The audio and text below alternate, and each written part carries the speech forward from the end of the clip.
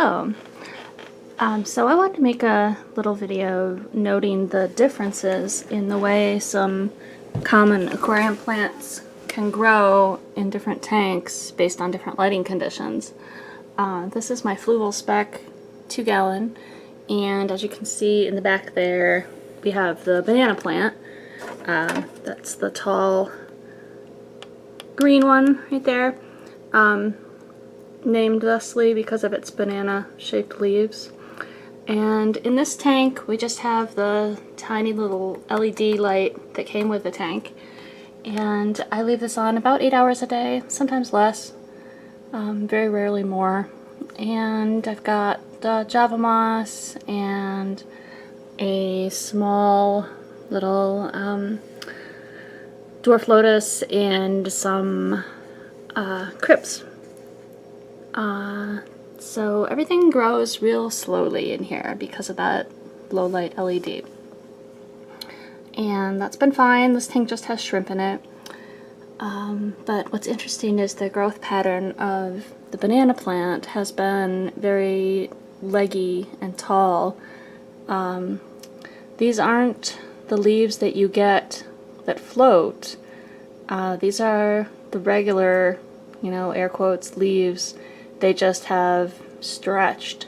The stems have stretched to get closer to the light, almost up to the surface of the water at this point. So that's something I have not seen before. I'm gonna show you the same plant over in my other tank. We're gonna take a look at that. Alright, so here we have the same banana plant grown in much higher light conditions. Sorry, there's algae. But same leaves there, same roots, but this plant stays much closer to the gravel, and it forms the more commonly seen sort of brownish, variegated, waxy looking shiny leaves.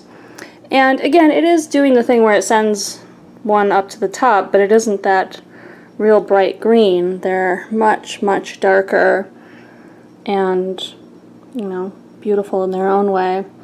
And then we also have a dwarf lotus over here, and this is interesting because it's the same. It has some of the same behaviors. I'm just knocking some of the debris off. Some of the same behaviors as the banana plant, in that you sort of have to choose between whether you want floating leaves or leaves down closer to the gravel. And in this, tiny little 5-gallon tank, I'd rather have leaves closer to the gravel. In this tank, I'm not terribly happy with it thus far. It's only been set up for about 2 months, and I just added these neons a couple weeks ago. The sticks in the back that have the Java fern and African fern over here, those I actually brought from Oregon, and they're just sort of beginning to regrow again. They definitely don't like this higher light, so they might go into another tank.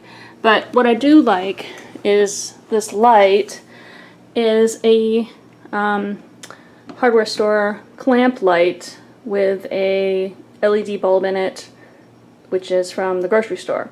And it was the biggest LED bulb I could get. I don't remember the wattage offhand, and I don't know if it's printed on there, but it's too bright for me to see. The great thing is this has been on all day, and I don't feel any heat.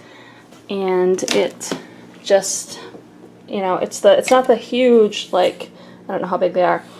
There are clamp lights like these that are probably 8 inches across, and this is maybe 5 or 6.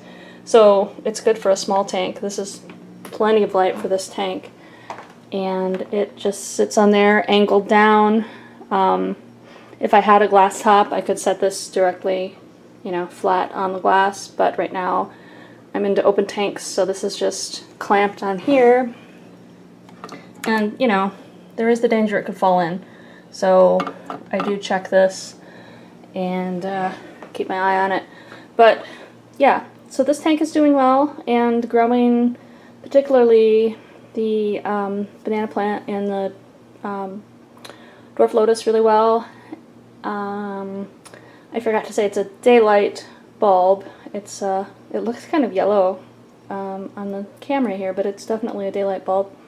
So yeah, so that's just something to keep in mind, is that different plants can look different in different lighting situations.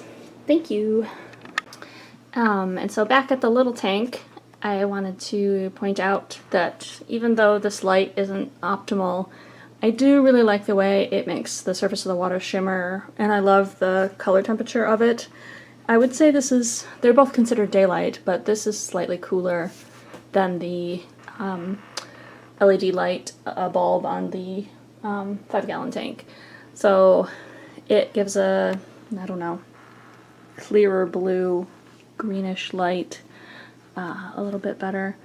And it's just not quite bright enough, but it's making some interesting things happen, and I actually am enjoying this growth pattern on the banana plant. I hope that all the leaves don't go up to the surface. It looks like they want to, but who knows? Maybe it'll make new ones. There's one at the back that's just sort of mid-length, and so yeah, we'll see what happens.